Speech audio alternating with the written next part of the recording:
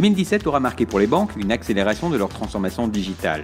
Au-delà de l'expérience client, l'ensemble des processus internes deviennent plus agiles et permettent une meilleure efficacité opérationnelle. Les banques sont désormais plus digitales, plus connectées, dopées par des services innovants et de nouvelles solutions de paiement et de reconnaissance. Dans ce contexte, les banques sont obligées de s'ouvrir. L'heure est donc à l'apéisation et à la collaboration avec l'écosystème des fintech ou des regtech. Un enjeu essentiel, tout en maintenant bien sûr les mêmes niveaux de sécurité. Zoom sur quelques faits marquants de cette première partie de l'année 2017. Plus que jamais, les banques accélèrent leur transformation vers des entreprises 100% digitales, 100% connectées.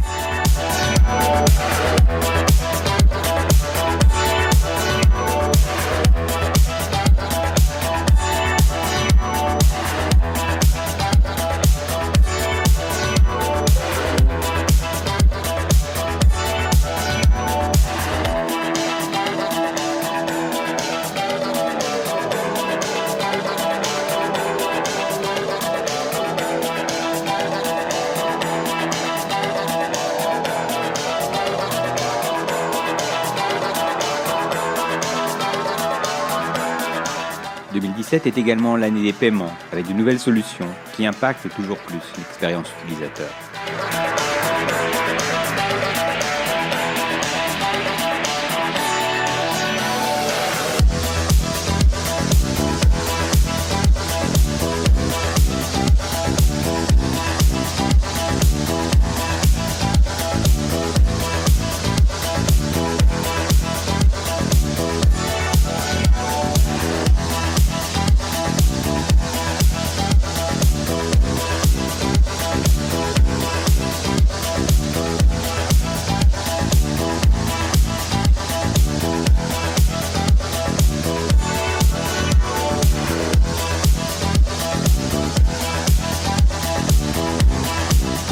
Biométrie, reconnaissance faciale, vocale, hier émergentes, ces technologies de reconnaissance sont aujourd'hui jugées suffisamment fiables pour être utilisées par les banques.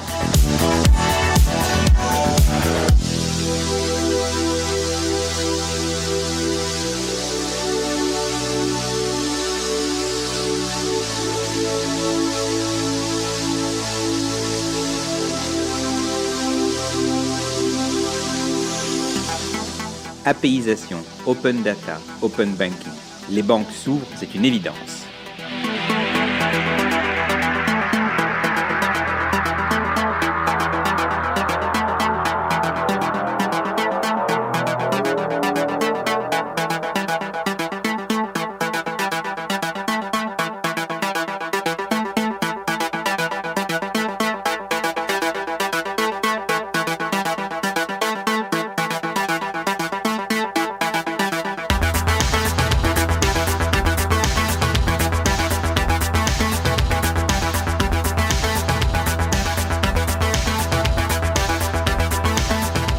Blockchain, ici encore, tout va très vite. Et après la théorie, la pratique. Déploiement des premiers usages métiers basés sur la blockchain.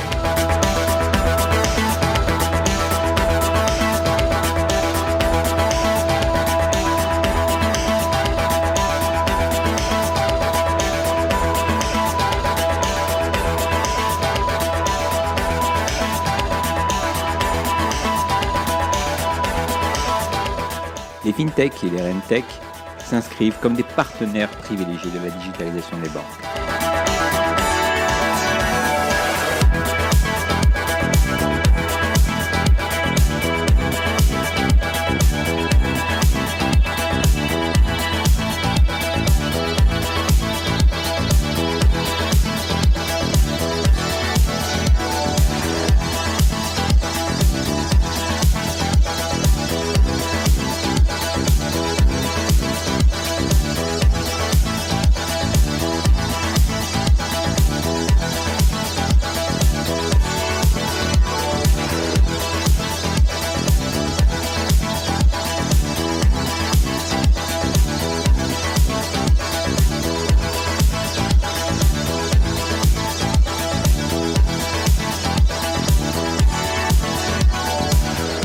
La sécurité, encore et toujours. Le ransomware fait irruption au cœur de l'actualité.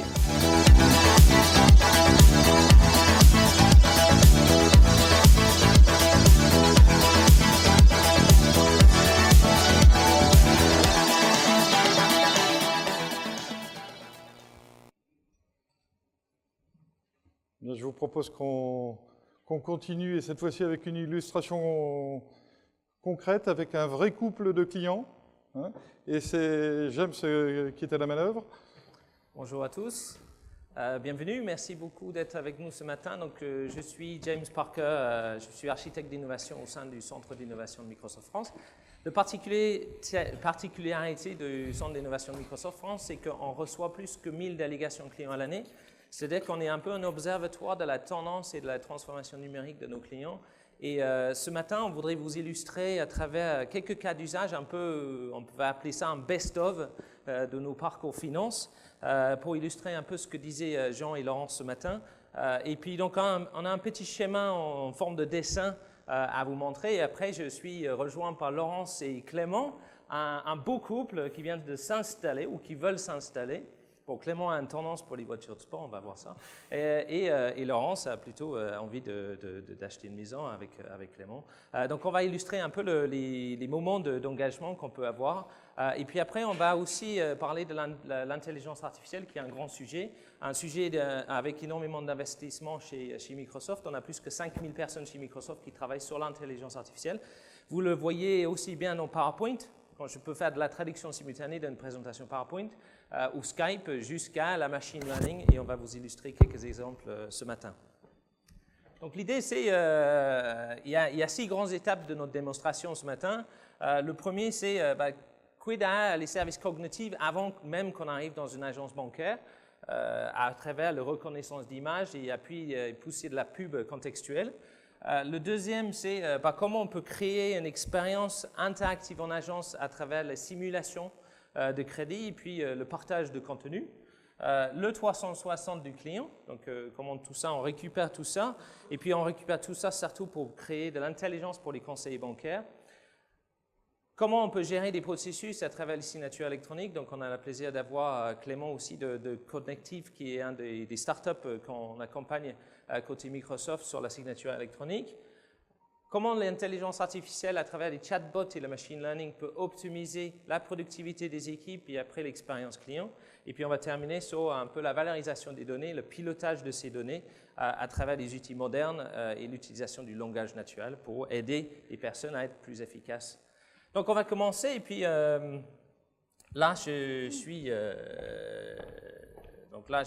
j'accueille Clément et Laurence avec moi. Et puis, le premier exercice, c'est Laurence et Clément, ils sont en ville, et puis ils passent devant une agence bancaire. Et donc, Clément, il est en train de regarder des offres de crédit. Et donc, Clément, il passe devant mon agence bancaire. On peut continuer à faire, par exemple, de la pub de générique, ou on peut utiliser, par exemple, de l'intelligence artificielle à travers la reconnaissance d'images. Donc, Clément est en train de regarder quand même mon agence dans la vitrine. Donc, je veux l'encourager de rentrer dans l'agence. Donc là, je vais juste lui prendre en photo, Clément. Et donc là, on va deviner à peu près son âge. Il a 34 ans. Bon, Clément, il a 34 ans. Il a plutôt d'être un cadre qui réussit sa vie. On va lui proposer une offre autour de la voiture. Et puis après, on va mesurer sa réaction. Donc, Clément, je pense que tu es emballé par l'offre de One Bank. Très, très content de la voiture. Donc, il arrive à 99%. Bon, ou Clément, il pourrait plutôt dire non, je vais être responsable, je vais bientôt être papa. On va plutôt acheter un monospace parce qu'on va agrandir la famille. Et donc là, il est un peu déçu. Et donc là, l'émotion, il va aller. Donc, Clément, tu es déçu? Et là, il baisse à 50%. Ça peut paraître un gadget, mais il y a 15 jours à Vivatech, on a fait une expérimentation avec Klépierre, donc l'ancienne filiale de BNP Paribas et Clear Channel, parce qu'il y a des vraies réflexions quant à de la publicité, un modèle même publicitaire de Clear Channel, de paiement par réaction, et puis une réflexion aussi de nos agences bancaires, de nos clients bancaires et des clients dans le retail pour pouvoir faire de la pub contextuelle. Ce qui est intéressant, c'est qu'on mesure les réactions et puis on peut adapter les campagnes marketing. On a un client bancaire, par exemple, qui a commencé une expérimentation pour savoir, Laurence disait que les agences sont en train potentiellement de fermer, où il y a des réflexions autour de la fermeture d'agence, il y a un de nos clients bancaires qui va utiliser cette technologie pour détecter l'âge des personnes qui viennent en agence et le flux des personnes qui viennent en agence, et c'est entièrement fait par le cloud, donc il y a zéro infrastructure. Donc c'est des technologies qui sont en émergence et qui peuvent être intéressantes à regarder. Alors donc Laurence, elle rejoint Clément. Donc tous les deux, ils sont en train de... Donc Clément, il cache sa joie quant à la voiture. Et puis par contre, là, cette fois-ci, quand Laurence rejoint Clément à côté de l'agence, là, je vais... c'est la photo. Là, je vais plutôt... Bon, c'est plus raisonnable de pousser une offre de prêt immobilier à 1,37% pour la maison de ses rêves. Et puis, encore une fois, je vais mesurer les réactions. Et c'est super, c'est 100% de réactions positives. Donc là, c'est à ce moment-là qu'il faut les inviter à venir dans l'agence. Donc Clément, il doit partir malheureusement, je pense, à l'aéroport. Et puis, par contre, Laurence, elle va venir dans l'agence. Et elle est accueillie par James, le conseiller bancaire. Alors, bonjour. Bonjour. Bienvenue. Enchantée. Donc, comment je peux vous aider aujourd'hui? Je suis intéressée par un crédit. Je voudrais acheter une belle maison pour... La maison de vos rêves? Pour ma famille, oui. Ok, on va commencer plutôt avec un simulateur de crédit. Donc là, l'idée ici, c'est de dire qu'on passe d'un mode où on est l'un en face de l'autre à on peut être comme Metrobank à Londres ou ING ou l'un à côté de l'autre en train de prendre un café, et on peut alimenter une discussion de façon interactive en faisant de la simulation en même temps. Donc ça, c'est une application, par exemple, d'un de nos partenaires startups qui s'appelle Excense. Ils sont basés en Bretagne, à Rennes. Donc, Laurence, c'est votre première acquisition? C'est une acquisition locative? Ok, un premier achat. Et c'est plutôt une maison, un appartement? Une belle maison avec plein de chambres, plein d'enfants. Ah, donc vous avez bien, félicitations. Donc, à noter que je vais vendre de l'assurance quand même. Ok. Oui? Et donc, il y a un budget de 600 000, a priori? À peu près, oui. Ok, il y a un budget de 600 000. Donc, je vais juste prendre votre nom. Donc, c'est Laurence. Non, le nom, plutôt?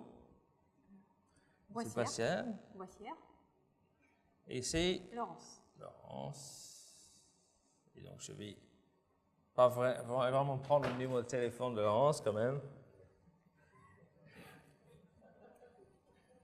Et je vais entrer. Donc, c'est votre adresse email. LBO. @ outlook.com. C'est ça. Ok, parfait. Donc là, on va lancer la simulation. Donc, on est plutôt à un taux de 1,36. C'est ça. 1,37. On va baisser un petit peu le taux d'assurance. Vous pensez en donc... très bonne santé. Vous êtes en très bonne santé. Clément, il avait l'air d'être en bonne santé. Donc là, ça vous ferait sur 20 ans des mensualités de 2 900 €. Est-ce que vous supporterez plus des... On peut augmenter. Je sais que... J'ai un mari qui gagne bien sa vie. Et chez DXC, a priori, ça gagne très bien. Donc, on va plutôt augmenter les mensualités. Et donc, OK, on est à... Donc, on peut baisser la durée sur 12 ans. Et puis, ça nous ferait 4 600 € par mois. OK, on part sur ce principe-là. OK, je vais rajouter ça dans le panier. En même temps, je pense que l'assurance immobilière, c'est ça, un bon investissement. Vous allez vous installer dans une belle maison. Donc, on a des offres au niveau de l'assurance. Donc là, l'idée, c'est aussi que Laurence pourrait être en face de moi, en face d'une table tactile, par exemple, où pourrait être, où je peux lui envoyer du contenu et puis on crée une expérience interactive. Et l'idée derrière, c'est que tout ce que je montre à Laurence, il rentre dans une base, donc on sait exactement ce que j'ai pu montrer à Laurence, et on sait tout ce qui a été rajouté dans le panier va atterrir du coup dans le CRM pour que je puisse déclencher les mécaniques après des processus d'approbation, etc. Donc l'assurance emprunteur, donc je vais la rajouter dans le panier. OK. C'est parfait, on va signer les demandes de prêt. Ça Allez, vous va? allez. Ok, soyons fous. On posera la question à monsieur après. Donc là, je vais... on va passer sur une autre machine. OK. Donc là, j'ai le simulateur de prêt. Et puis,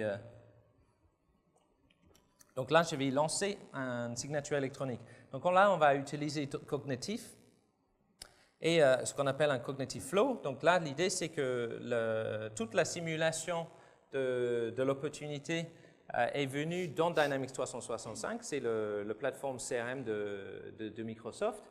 Donc là, il a généré une opportunité, a généré une fiche client de Laurence, et puis c'est ça qui permet d'ensuite lancer d'autres mécaniques comme la signature électronique.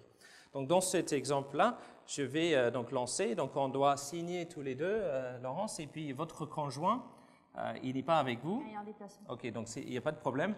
On va pouvoir voir le co-signataire qui est à distance sur ce flot de signature électronique. Donc moi, je suis conseiller, je vais signer. Après, c'est vous et après votre conjoint qui va signer le contrat. Donc on va lancer ce processus de signature. Je vais prendre le très beau stylet de mon Surface Book de Microsoft. Enfin, je ne peux pas m'empêcher de faire la pub.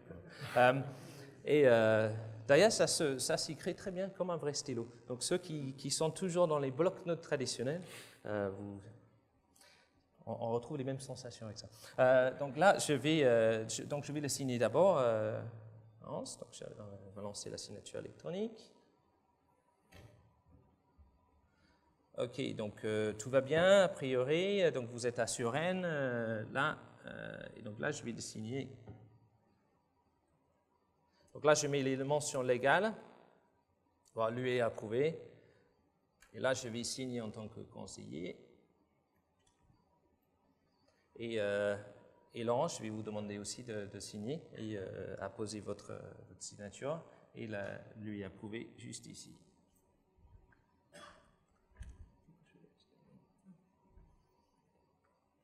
Donc là, ce qui est intéressant avec Cognitif, c'est qu'on propose deux facteurs d'authentification de la signature, ce qui fait que ce soit reconnu par la loi française pour pouvoir faire de la signature électronique directement. Donc là, on a signé en agence ce contrat, et puis donc Clément à côté, il est en train de voyager, il est à l'aéroport, et Clément va pouvoir le signer à partir de son téléphone.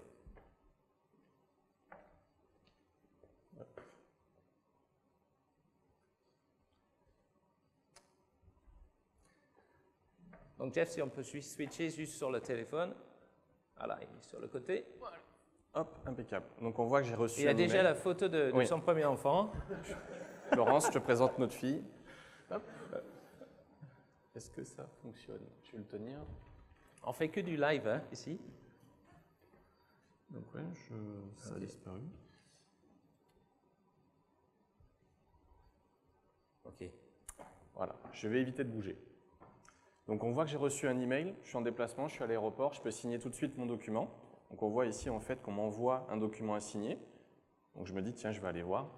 Moi j'étais parti pour acheter une voiture, visiblement. Je vois que c'est un crédit immobilier, je me dis bon d'accord, je vois que ça a été signé par ma conjointe, je me dis bon, on est mal parti, donc je vais lancer en fait la signature. Je suis d'accord avec Laurence, donc je me dis bon c'est bon, la maison de nos rêves, on l'a vu tout à l'heure, le taux est intéressant, j'envoie la signature. Donc là, j'ai vérifié le document, j'ai vérifié l'intégrité du document, je me dis ok, je peux lancer. Donc j'ai la mention légale. On va me demander en fait de venir ajouter mon mail pour vérifier mon identité. Donc c'est mon mail professionnel qui a été vérifié auparavant. Donc je vais mettre mon mail.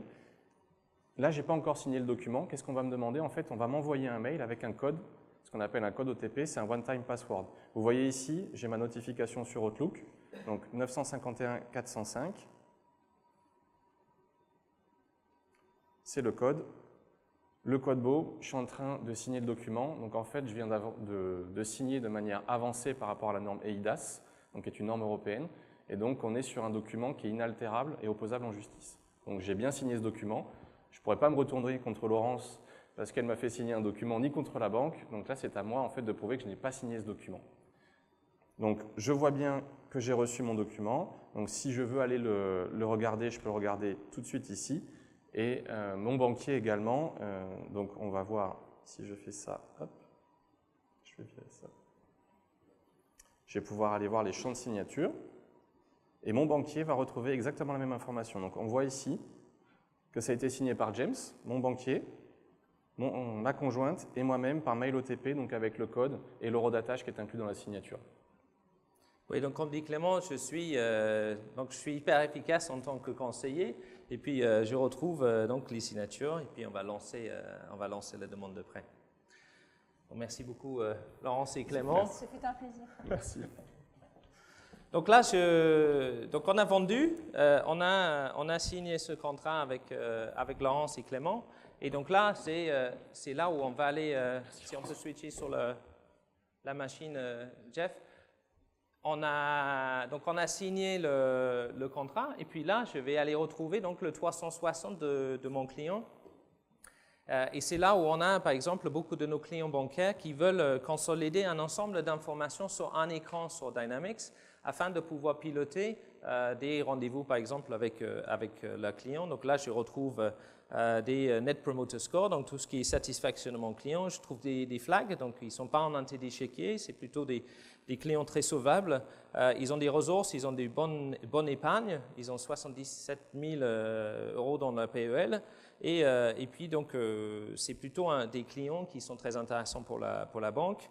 Donc là, je retrouve un ensemble d'informations, que ce soit toutes les informations sur l'onboarding de mon client, que ce soit toutes les demandes en cours au niveau de notre plateau du service client. Et je trouve même des activités en ligne sur notre banque en ligne. Et puis le patrimoine familial et toute la chronologie de l'ensemble de l'activité. Donc l'idée, c'est que dans un seul vue, je peux aller retrouver toutes les informations sur toute l'historique du client. Et ce qui est surtout intéressant, c'est qu'on peut ensuite utiliser toute cette information pour pouvoir gérer ce qu'on appelle le Next Best Action. Donc on a un partenaire qui s'appelle Veripark, qui a une spécialisation dans Dynamics 365 et Azure Machine Learning.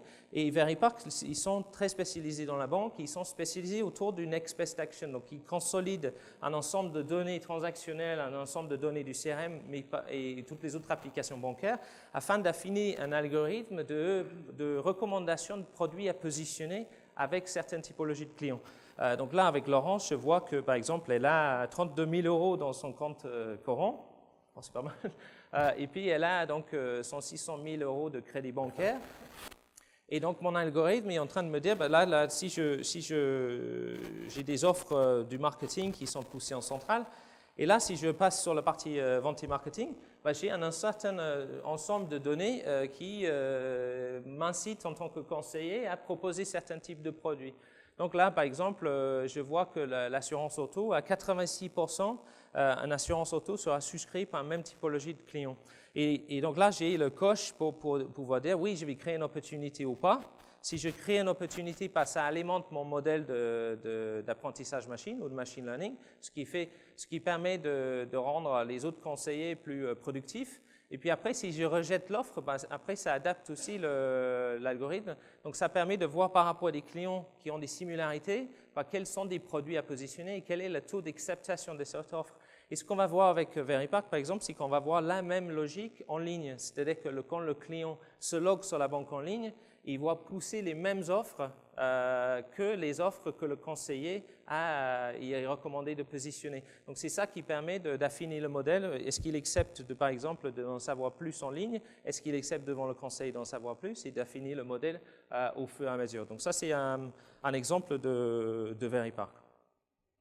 Alors, je vais changer de casquette. Et on va plutôt arriver chez un assureur ou un banque assurance. Et là, on va plutôt être dans une logique d'automatisation totale d'un des canaux de la relation client. Donc là, j'arrive sur le site web de mon assureur, donc qui s'appelle, pour cet exercice, Litware Insurance. Ce projet, il est inspiré d'un vrai projet client, mais pour des raisons de confidentialité, on a dû bien sûr changer le logo. Et donc là, j'arrive sur le site web de mon assureur. Et donc là, je suis plutôt Lance, je m'appelle Lance et je cherche de l'assurance. Je suis déjà client de Litware Insurance. Et là, je vais aller donc je veux aller acheter une police d'assurance.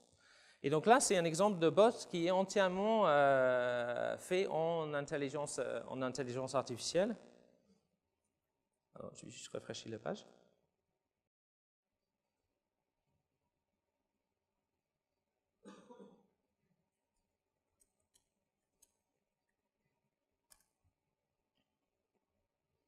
Et donc, en fonction de toutes mes réponses, il va qualifier au fur et à mesure ma demande.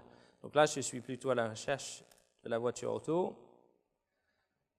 Et là, c'est là où on va aller poser la question que si c'est un client existant ou pas. Donc, si c'est pas un client existant, ben là, on va plutôt être dans une logique de parcours de souscription de service ou parcours de génération de leads et d'intégration dans les campagnes marketing, par exemple. Dans ce cas-là, je suis plutôt un client existant et c'est dans ce cas-là que je vais créer le lien avec Dynamics 365, avec le CRM.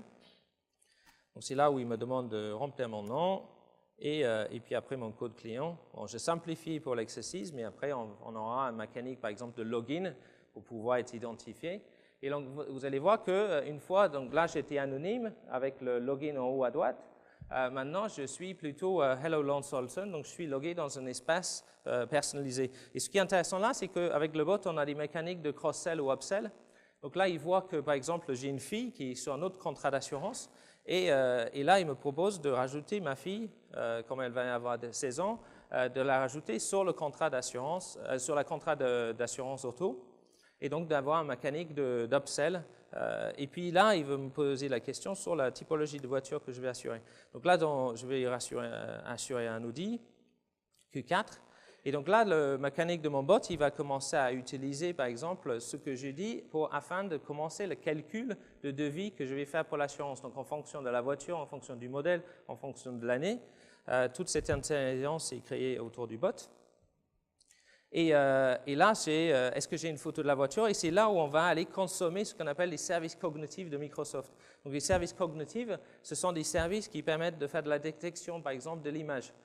Des services qui permettent, par exemple, dans les drive-thru de McDonald's, de convertir ce que je dis dans le drive à une commande sur la caisse. Par exemple, des services cognitifs qui permettent de détecter l'émotion. On a beaucoup de clients qui font des bots qui veulent détecter si les gens ils sont contents ou pas lorsqu'ils utilisent le bot, s'ils ne sont pas contents, d'embarquer d'autres personnes dans la conversation. Donc là, c'est dans ce cas précis, je suis en train de consommer un algorithme de service cognitif qui est la détection de l'image. Donc là, j'ai une photo de la voiture. Et là, je vais charger la photo de la voiture afin qu'il voit que c'est bien conforme à mon demande de devis. Sauf que je vais plutôt mettre une belle photo d'une maison anglaise, en briques rouges. Je vais me tromper, ça c'est ce que je vais assurer en parallèle. Et là, j'ai mon bot qui va me dire, c'est plutôt pas une voiture, bon, malheureusement, il ne dit pas c'est une belle maison anglaise comme il faut, mais c'est une grande maison avec de l'herbe de devant. Donc, il a fait de la reconnaissance d'image. Donc, il ne va pas aller jusqu'à la création de devis parce que je n'ai pas mis la bonne image de ma voiture. Bon, dans ce cas, je vais mettre un autre quand même, la photo de ma voiture. Et là, il reconnaît la photo de la voiture et puis il peut même me faire des compléments. Et ce qui est intéressant, c'est qu'on a beaucoup de nos clients qui font des bots et qui vont mesurer le taux de satisfaction à la sortie du bot. Et ce qui est assez étonnant, c'est qu'on a eu un des clients qui était au centre d'innovation dernièrement qui a dit finalement, on a des meilleurs compléments au bot qu'on avait avec le chat, avec des êtres humains derrière. Bon. Mais c'est souvent la génération. En fait, l'ROI d'un bot, c'est forcément la partie, tout ce qu'on va enlever de manuel dans un centre d'appel, tout ce qui est FAQ, tout ce qui est questions répétitives que des équipes gèrent. Et c'est aussi le taux de satisfaction globalement jusqu'à la conversion, dans cet exemple, par exemple, d'un devis en contrat. Donc là, qu'est-ce que je pense, c'est $146 par mois? Là, je suis plutôt pas content. Je trouve que c'est beaucoup trop cher. Et c'est là où on va consommer un autre service cognitif qui s'appelle la détection d'émotions. Et c'est là où, par exemple, le fait que ce soit plutôt perçu comme négatif, c'est là où le bot va aller connecter une autre personne dans la conversation et puis va permettre de pouvoir avoir plus de pouvoir de négociation, peut-être plus d'empathie si je suis énervé. Et ce qui est intéressant, c'est que dès que Jane a rejoint la conversation, tout ce qui dit Jane en tant qu'agent humain va aller alimenter le modèle pour qu'il apprenne en permanence derrière. Donc là, je ne vais pas aller jusqu'au bout, mais on va imaginer que je vais jusqu'au bout. Donc Jeff, si on peut juste switcher avec l'autre machine. Pardon. Jeff, on peut juste switcher sur la machine de droite.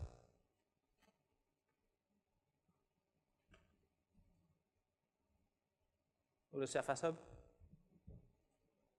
Voilà.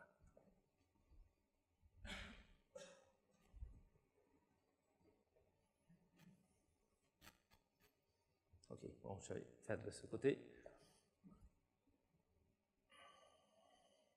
Donc en fait, ce qui est intéressant derrière, c'est que je vais aller retrouver à l'intérieur de Dynamics tout mon flux de conversation.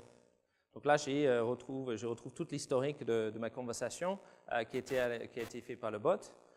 Et après, je vais les retrouver tout le profil du client. Donc, je l'ai associé au profil client de Lance Alson.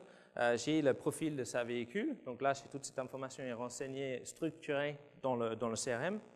Et puis derrière, j'ai tous les produits que j'ai associés, aussi bien l'assurance auto que le family coverage, donc le fait que j'ai rajouté ma fille quand ça m'a été proposé en upsell. Là, je trouve tous ces éléments dans le CRM et puis je peux lancer ensuite un processus d'approbation de signature électronique ou un processus structuré. Donc ça, c'est un exemple d'un des bots sur lesquels on a travaillé. C'est assez représentatif de typologie de bots qu'on fait en intelligence artificielle. On a des bots pour automatiser, par exemple, des questions très récurrentes, des bots, par exemple, pour automatiser un processus de marketing et de qualification de demande. Donc, quel est le taux? Par exemple, ce qu'on a fait avec Laurence, avec le simulateur de crédit, pas quid à faire des bots pour simuler toute cette conversation.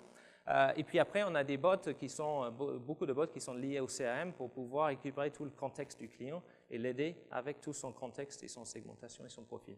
Donc là, ça c'est un exemple de bot. Et le dernier exemple que je voulais vous montrer, c'est tout ce qu'on fait de façon très native sur Microsoft avec le langage naturel qui est pour nous qui est en forme pas de l'intelligence artificielle, mais comme je disais tout à l'heure, on est sur les 5000 personnes chez Microsoft qui travaillent sur l'intelligence artificielle. Il y a beaucoup de savoir-faire par rapport à des applications qu'on utilise au quotidien, comme Outlook, comme Excel. Et une des applications où on utilise, par exemple, on embarque de l'intelligence à travers le langage naturel ou l'analyse rapide, c'est Power BI, qui est notre plateforme de visualisation des rapports.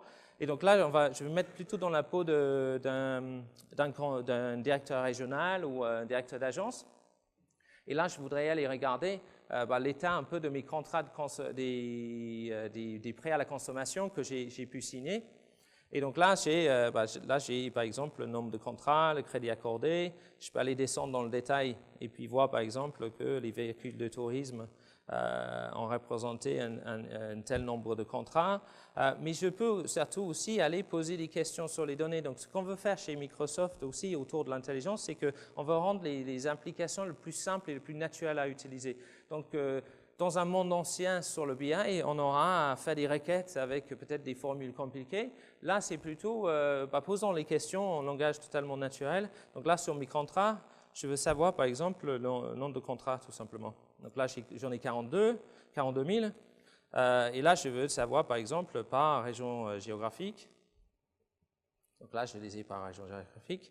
Mais je veux que ce soit en tant qu'un plan. Et donc là, j'ai mon plan de tous mes contrats. Après, par exemple, je veux rajouter le fait que je veux avoir le marché final. Et donc là, j'ai mon rapport, c'est sur mes contrats par le marché final. Donc l'idée là, c'est de pouvoir le faire de façon le plus naturelle possible. Et si j'étais, par exemple, sur le mobile, j'ai aussi la possibilité, par exemple, d'utiliser cette même logique en mobilité. Et donc là, j'ai mon... Non, OK. OK. Bon, si, ça y est, au centre. Donc là, j'ai la même logique. C'est là, j'ai mon tableau de bord, par exemple, avec toutes mes informations. Et là, j'ai la même logique. Cette fois-ci, je veux savoir, par exemple, l'apport moyen par rapport aux micro-contrats. Et donc là, c'est 3 900 € d'apport moyen. Et puis après, par contre, par nature du bien. Et donc là, on recrée un peu le bot à l'intérieur de nos applications natives. Et puis là, par contre, je veux que ce soit en tant que camembert. Et donc là, je crée à la volée, par exemple, des requêtes totalement en langage naturel. Et je ne sais pas si vous avez remarqué que mon clavier s'appelle SwiftKey. Qui utilise SwiftKey ici? Juste une personne. Je vous encourage de l'installer. Ce n'est pas parce que ça appartient à Microsoft. Si, c'est parce que ça appartient. Non, mais en fait, c'est une application qui permet de détecter ce qu'on va écrire. Et en fait, c'est une acquisition qu'on a fait d'une entreprise anglaise. Et pourquoi on les a achetés? C'est parce qu'ils ont un savoir-faire absolu sur le langage naturel. Et ils analysent des millions et des millions de lignes de texte. Et en fait, c'est via ces acquisitions comme ça qu'on peut enrichir les algorithmes qui permettent de faire du langage naturel à travers des applications comme le téléphone, mais qui nous sert derrière dans toutes nos applications au quotidien. Et puis, la toute dernière chose que je voulais vous montrer, c'est là, si je suis sur mon tableau de bord, beaucoup de nos clients bancaires, ils sont dans les démarches de data science et pardon, l'autre, Jeff, le Surface Hub, s'il te plaît. Beaucoup de nos clients sont dans des démarches d'analyse des données. Donc, ce qu'on va faire aussi, c'est que si, par exemple, je voulais savoir ce qu'il y a derrière ce chiffre de 655 millions de crédits accordés, là, je peux aller lancer une analyse rapide de l'information. Et là, c'est qu'on va aller analyser qu'est-ce qu'il y a derrière ces 655 millions et on va trouver des métriques et des tendances. Donc, on peut rajouter juste un simple fichier Excel, par exemple, ou lier à une base de données du CRM. Et puis là, on a retrouvé des informations comme la région géographique qui a le plus de crédits, c'est l'Île-de-France. C'est peut-être pas étonnant, mais je n'ai pas posé cette question. C'est Power BI qui me l'a proposé. Le prix de vente et le crédit accordé a une forte corrélation, ce qui peut être logique, mais il y a quelques exceptions quand même aux règles. Donc là, on est en train de faire de la reporting d'exception. Les entreprises représentent les plus gros emprunteurs. Et après, le crédit accordé et le total apport, il y a un clustering, mais à l'exception de certains exemples. Et puis, les véhicules de tourisme et des camping-cars représentent le plus grand financement. Donc là, je n'ai pas posé la question sur ces informations, ils me sont proposés par du machine learning qui est intégré nativement dans les applications. Donc, si je reviens sur mon schéma, je voulais donc vous présenter 6 grandes briques de notre technologie de nos partenaires. On a donc un centre d'innovation, comme j'ai dit, chez Microsoft France, qui est ici dans ce bâtiment. Vous êtes le bienvenu.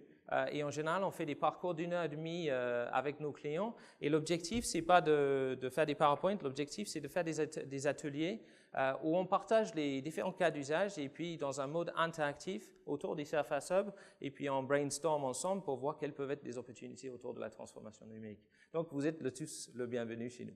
Merci beaucoup.